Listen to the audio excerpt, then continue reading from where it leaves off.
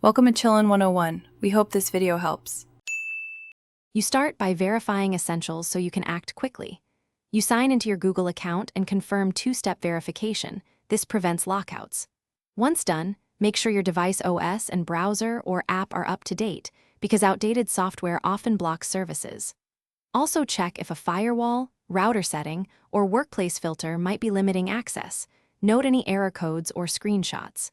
With credentials and environment details ready, you'll move into targeted fixes that restore YouTube. Next, you isolate where the block occurs so you can fix it efficiently. Start by switching networks.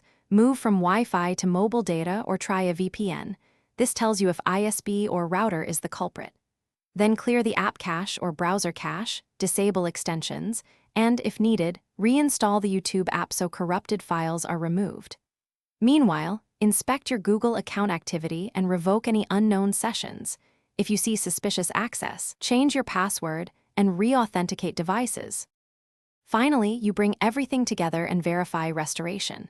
Sign back into YouTube, accept any permission prompts, and play several videos to confirm streaming stability. Check both signed and incognito sessions. If problems persist, reboot your router and device, then review app permissions and background data limits.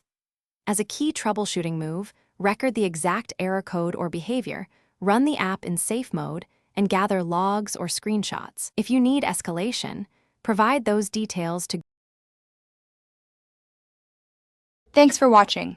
Consider subscribing if we helped you.